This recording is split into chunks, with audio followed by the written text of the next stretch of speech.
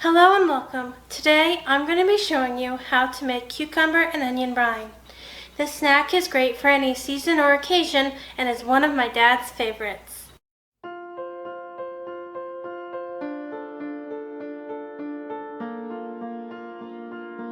Start by peeling and slicing one cucumber and one onion. Then put them in a bowl and mix them together. Now it's time to make the actual brine. Get a saucepan and add 2 cups of sugar, followed by 1 cup of vinegar. I like to use apple cider vinegar, and 4 tablespoons of water.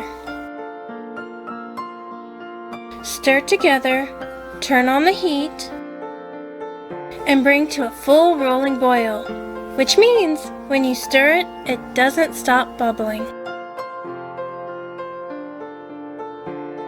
Once your brine has boiled, it should look like this.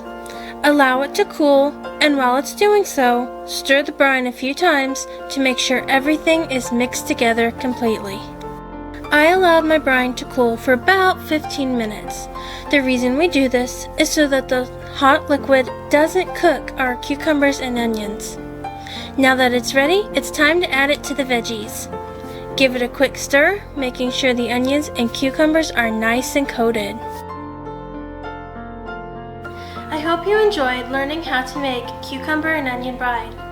I know my dad certainly enjoyed my making this video because it meant he got to eat one of his favorite snacks. If you enjoyed this video, let me know down below and be sure to check out my channel for more homesteading content.